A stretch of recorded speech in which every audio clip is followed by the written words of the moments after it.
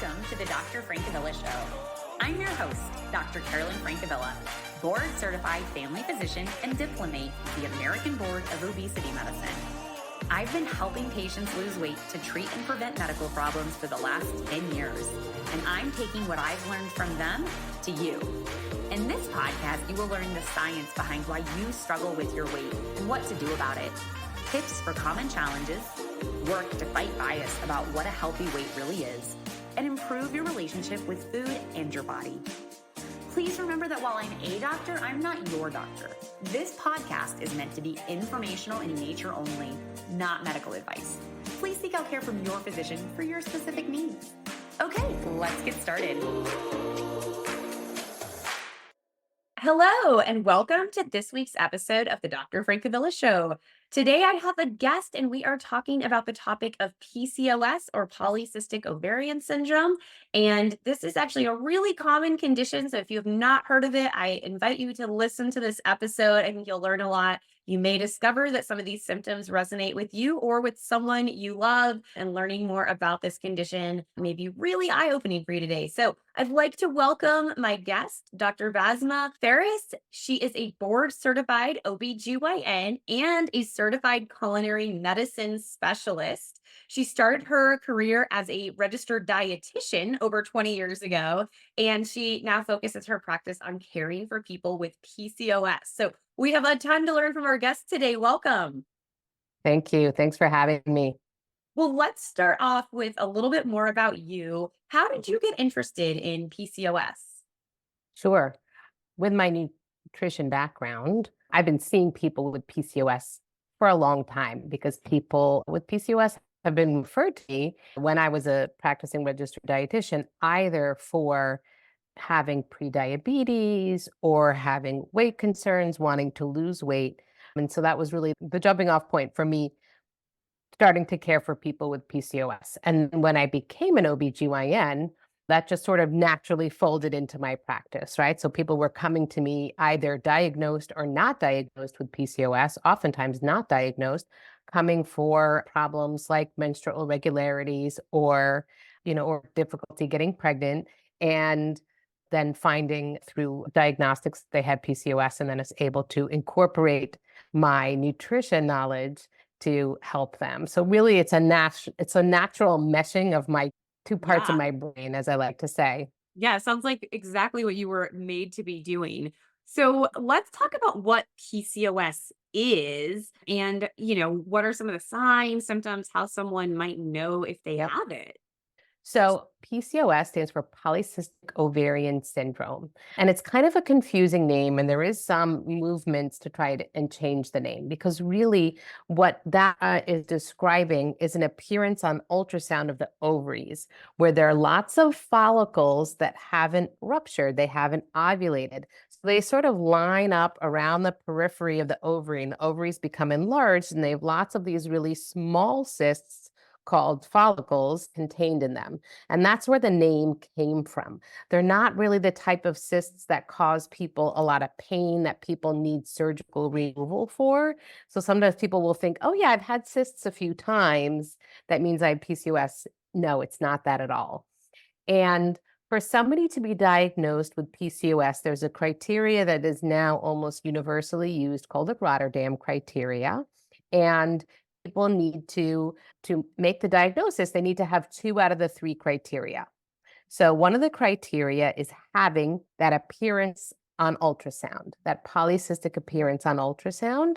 And now there's an alternative. There's a blood test that can be used as an alternative to ultrasound called anti-Mullerian hormone, or AMH. And if that's elevated, that's a surrogate marker for having polycystic ovaries. The second criteria would be having skipping periods, having long menstrual cycles, or any other evidence of not ovulating. It's an ovulation disorder. So if you ovulate late or you don't ovulate at all, that's an ovulatory dysfunction, and that will result in irregular periods, late periods, and difficulty getting pregnant. And then lastly, signs or symptoms of having elevated androgens. And so these will be things like having cystic acne, having facial hair or chest hair, or having male pattern hair loss. And then something that isn't in the criteria, but since we're going to sort of transition into talking about the overlap of PCOS and obesity, is that although not part of the diagnostic criteria, the majority of people with PCOS have insulin resistance and are more likely to have obesity than people who don't have PCOS. And so when people who have PCOS have obesity, they also tend to have more of a male pattern in their fat distribution, or an android fat distribution, right? So and I'm sure you see this in your practice, there's some people whose fat is distributed, right, more along their hips and their thighs, and they have more subcutaneous fat. And then there are some people are more like an apple on little, right, on little twig legs, right? And so more of and that's has to do with the androgens. Wow. Okay. So that's a lot of signs for someone That's to a look lot. out for sure. And ultimately, if any of those things sound, fit with someone or yourself, seeing a physician, an OBGYN, or possibly your primary care physician, your family doc, to get these tests done to confirm, if this is what's going on or not. But I find, I'm sure you've seen this, so many women who do not get this diagnosis until they've had symptoms for, 10, 15, 20 years sometimes. And Yeah. then once they discover it, they're like, aha, like everything makes sense. How did I not know what was going on with my hormones and PCOS? Yeah, you're absolutely right. It's incredibly frustrating to me because I feel like the criteria are pretty clear to make the diagnosis, yet women and people with PCOS have that experience where they're not diagnosed for several years. They're sort of dismissed and confused, and it's frustrating for me. So thanks for having me because this helps me to, to Yeah, that's what I'm all educate. about, right? I think knowledge is power. So, if people know Yep, what to look exactly. for, then they can move forward and make change. So there is this relationship between PCOS and weight. Let's talk about that. What is that relationship? Yeah. So people with PCOS are twice as likely to have obesity than people without. So that's a pretty high number. And it is, unfortunately, it's often been thought that it was the excess weight that was driving the PCOS, or the Mm, excess fat that was driving the PCOS. When in most circumstances, it's the opposite, right? It's the insulin resistance that's part of PCOS. Again, like I said, at least 75% of people with PCOS have insulin resistance. So it's the insulin resistance that's driving the weight gain and making it difficult to lose weight. And so, unfortunately, many people with PCOS have had negative experiences in that they were just told to, if you go lose weight, your PCOS is going to get better, right? Without giving a lot of resources or help. And so that is sort of a frustrating place to be if you have PCOS. yeah, Now, there's this like chicken that and egg thing, right? Like, correct, like for everything we see with diseases related to weight, where once you have it, like the weight makes it kind of worse in some ways, but worse, without correct. fixing, something like PCOS or diabetes or whatever's causing the weight, it's also going to be very hard to lose weight. Correct. So yes, exactly. It's this spiral that, or this circle that people get caught up in, because certainly having excess body weight then exacerbates PCOS, right? We know having excess body weight, excess body fat worsens insulin resistance and worsens chronic inflammation. And so those two things make PCOS worse. So it is this sort of terrible, sort of complicated situation that people with PCOS can find themselves in. But it's also probably worth noting that not everyone who has PCOS has overweight or has obesity. People with all body Cor- types can have PCOS, correct? Absolutely, absolutely. And so people fall into what's called lean PCOS, but really it's just PCOS can exist across the spectrum of body sizes and body types. And that has unfortunately led to patients of mine who have normal weight being told that they need to lose weight by different healthcare professionals. And that is not necessarily the best advice, right? And so that can lead to other problematic behaviors, disordered eating, etc. And but certainly we don't want to be And just we that want to be feeling of like helping people, right? Like not making it worse. blaming yourself too when you're like, "Oh, if I just did this thing," when at the end of the day, it's a disease state, right? It's something that's not functioning normally in your body. And so there may be things you can do to improve that, right? But that doesn't Yep, mean that it's your fault. And it doesn't mean that there's not just also we need to accept that it's a medical condition. And sometimes we just need to do things medically too to solve the problem. correct.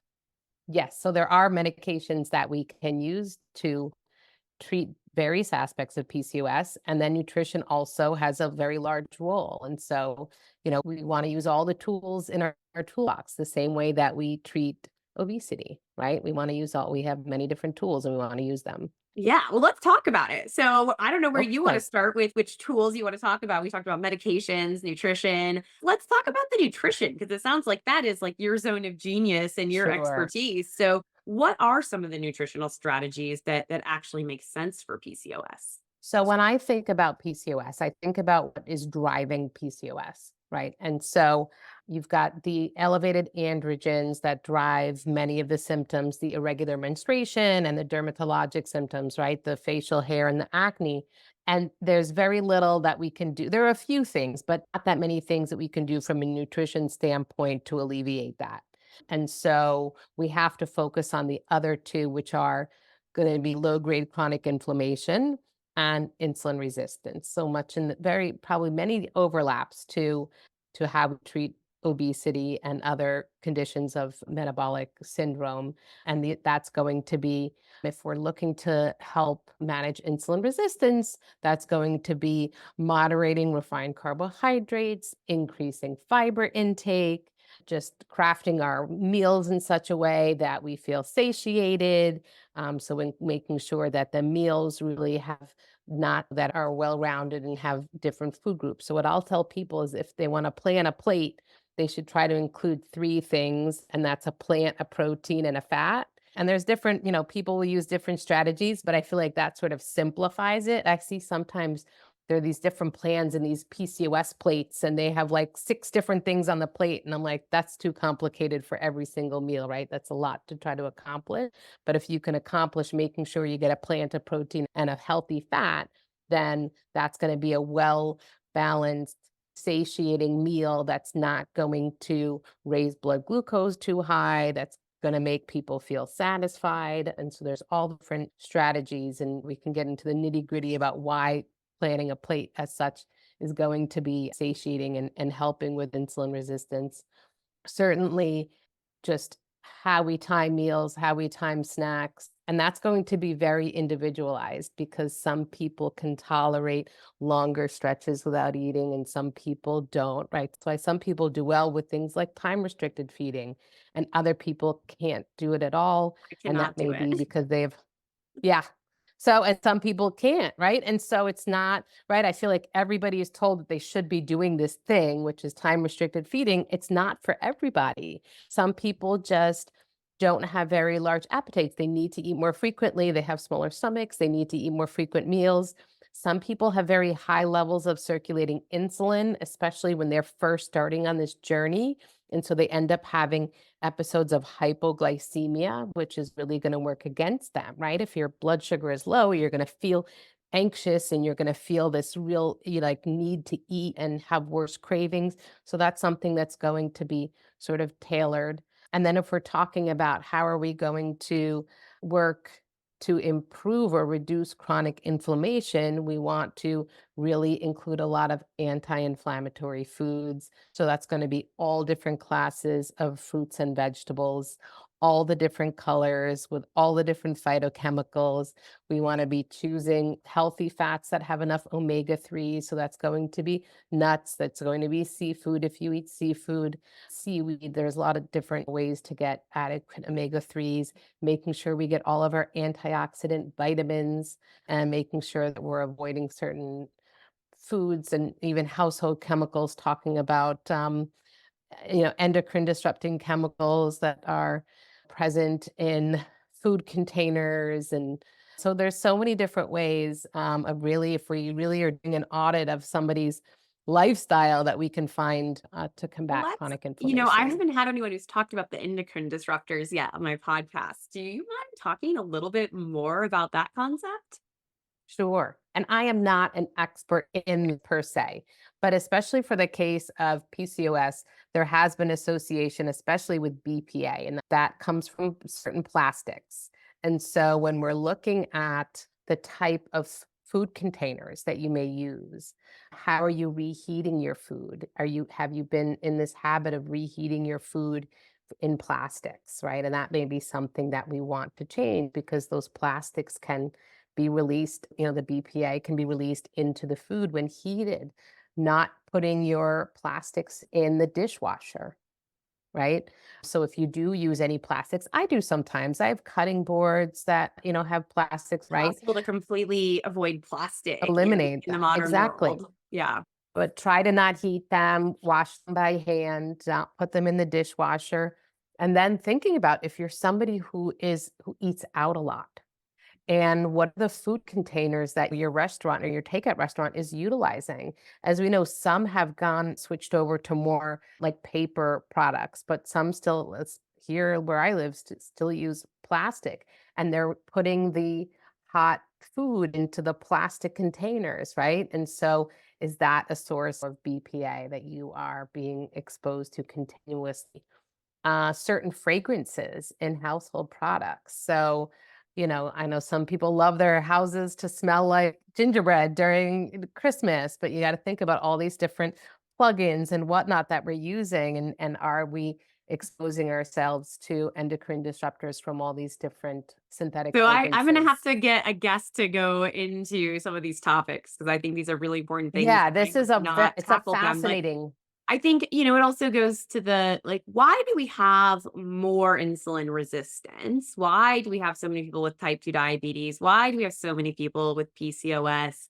And we can blame the modern diet, but it may not always be all about the food, right? There are other things in our environment from the Yeah, items we cook with, the lining on the pans we cook with, to the things we're storing and heating our food into, the fragrances and cosmetics we use that may be having an impact on our health too. So, well, we've given people maybe an insight into that. And yeah, that is something I'm going to have to find a guest to explore more on this podcast.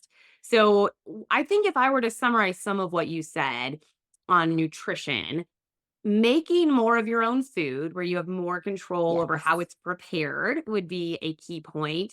I didn't hear anything suggesting packaged food. So eating fresh, real food is probably a good talking point that's less processed, and getting healthy fats in, getting vegetables and other plants in with most of our meals, and keeping our meals lower glycemic. So not these really starchy Yes, carbs, which are usually the processed things, right? The chips, the crackers, the cookies, the breads that can kind of spike correct. blood sugar, are sort of the things that someone with PCOS should be intentional about eating. Yes, correct. And if you are, sometimes there's a cultural food you want to eat or a food you happen to, that I love pasta, love it. And I don't love all the different alternative pastas. I just have to just say it, right? I've tried them all. There's some that are I love the okay, chickpea but pasta. I will there's admit, I'm a some big fan of the chickpea they're pasta. okay. But sometimes, you just want to have the real thing.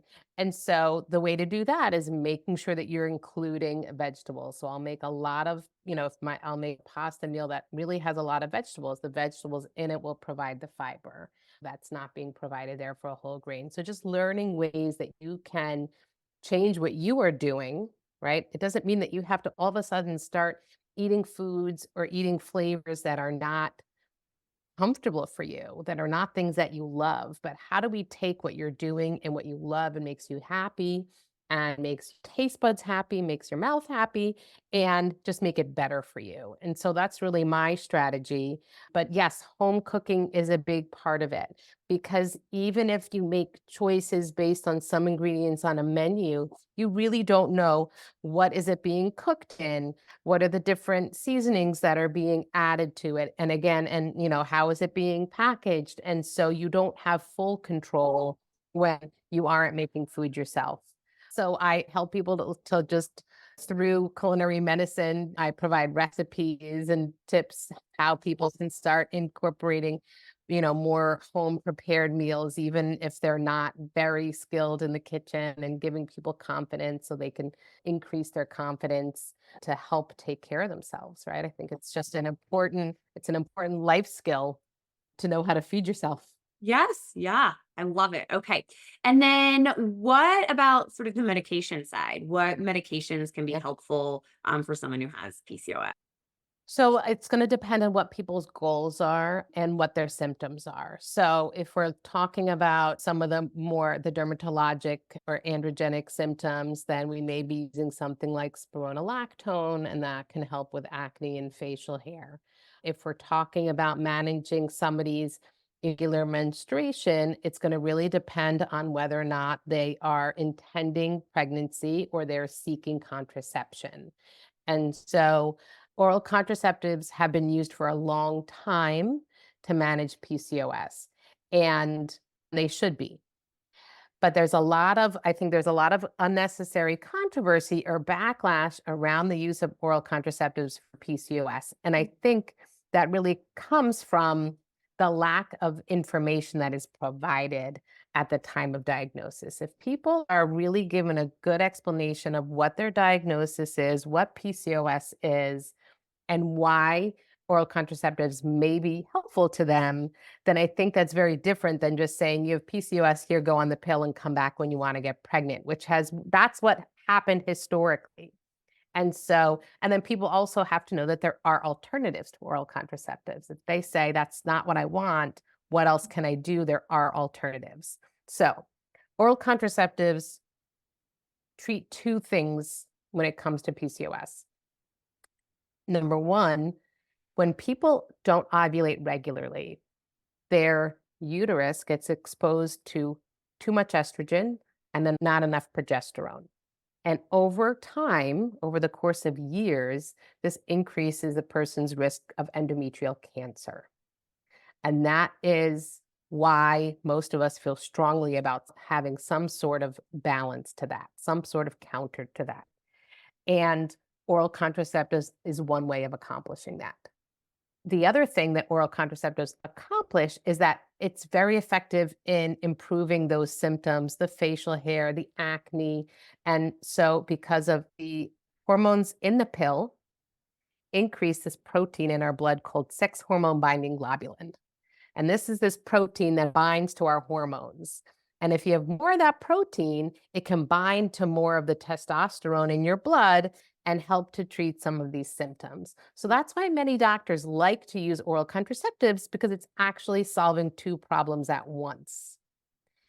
If you're somebody who can't take estrogen, or if you don't need contraception, or for whatever reason you are dead set against taking the pill, because there are some downsides, then there are alternatives. So people can take progesterone in sort of a cyclic fashion. If they don't get their menstrual period for 2 months, they can take a course of progesterone, and that will help to protect their endometrium from developing endometrial cancer. So it is not that oral contraceptives are the only game in town. They just are useful because they do provide two benefits, whereas some of the other treatments don't, and then you may need to use more than one medication. And so it's really going to depend on what somebody's goals are and what else they have going on with their PCOS.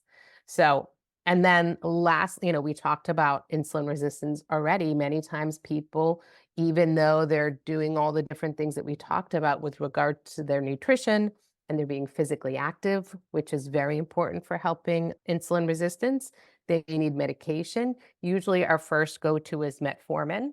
Mhm. Many people don't tolerate or don't want to take metformin for whatever reason. Some people can have gastrointestinal side effects. And so many people use a supplement called inositol, Mm. which has been shown to improve insulin resistance with similar efficacy to metformin. And then there are other anti-hyperglycemic agents. And then there are the GLP-1 agonists, of which you are very familiar with, using. Yeah, I like do the prescribe Wegovy them and the Zepbound. sometimes. Yeah. Yeah, exactly. Less, I don't prescribe them very often because I think there are other people that do that, have a bit more nuanced experience than I do. And so in terms of all the different options that there are now, but that's certainly something that we can use as well. So there's a lot of different options now for Mhm. people to manage all of their different symptoms, and we can, it customize to whatever somebody's particular brand of PCOS because it's a syndrome. So everybody's PCOS is going to look a little bit different. Yeah, and I don't think we talked about this, but I got to do a presentation a few years ago actually for OBGYNs, some DO OBGYNs. And when I did a deep dive into PCOS, sometimes we just think of something as one thing, but there's actually a bunch of different phenotypes of PCOS, right? So there's actually a bunch of different types of PCOS. Yeah. It's not just one thing. It's kind of saying, like I have cancer. Well, do you have breast cancer? Do you have skin cancer? What type of cancer, right? Like PCOS isn't all the same. So your PCOS symptoms may be different than your friend's PCOS symptoms because Yeah. there are Or different your types of sisters. PCOS. Yeah. Yeah. Yeah. So I think sometimes we get Certainly. lumped in. So then if we hear something, we're like, well, I don't have that. It doesn't mean that it's not the right diagnosis. You don't have to have all of the symptoms. You may not get the acne, right? That may not be Correct. your PCOS symptom, or that may be the worst part of your PCOS. And so you may be only focused on treating that and you don't need to worry as much about your periods, maybe, or something. So I think it's important to realize all these things look different for different people. Absolutely. All right. Well, what else didn't we cover that listeners should know about PCOS and weight? I guess we didn't really talk about, does weight loss help with PCOS? And if so, how much weight would someone need to lose in order to see a benefit for the PCOS? Sure. So I think, you may agree with me on this. Studies have shown that modest weight loss improves PCOS symptoms. And so whenever we talk about modest weight loss, we talk about somewhere in the ballpark of 5 to 10% of body weight, right? That's usually what the literature says. I always sort of question whether or not the weight loss or the weight change, whether or not it's a surrogate marker for the changes in other either processes that are going on in the body or behaviors that have been changed. Because many of the ways that we manage PCOS in terms of, from a nutrition standpoint, from a lifestyle standpoint, right? Nutrition, fitness, sleep are the same ways in which we manage obesity, right? So they're very similar, whether somebody is obese or not. If they have PCOS, many of those changes will still apply. Yeah. So I think to say eating the healthier way, increasing movement, getting good sleep, all the things that someone might do if they were trying to lose weight, doing those things, even if you didn't lose weight, might also help the PCOS, right? Like Correct. doing the Correct. lifestyle things is usually worth doing, likely to improve your health, regardless of the change on the scale in many cases. Yes. Yeah, exactly. Saying it in the opposite way that you may lose weight as a result, or maybe the weight loss was the goal. And then we saw these other improvements. So I think it's, overlying. And I don't think it's wrong in either way. I just think it's what are we measuring when we measure that? Yeah, Uh, I think I've talked about this on the podcast, but I suspect, in the next decade, we're very slow in medicine, going to stop talking so much about weight and just that metabolic health, right? And so there are certain patterns of eating and increasing movement and medications that improve our metabolic health. And that it is related to weight, but weight is not the most important number oftentimes in evaluating metabolic health. So, yes, do the things that are healthy. And then if you see a change on the scale and you're happy about that, good for you. But if you just feel better and your symptoms are better, like we maybe don't need to care that much about what the scale says as long as your health is better. yes. So that's the approach that I usually like to Thank you. take is that let's make the behavior changes the goals or maybe some other parameters, right? Some other biochemical measures, like maybe your cholesterol improves, maybe your A1C improves, maybe your inflammatory markers go down. And maybe those are better goals for us, especially somebody who maybe has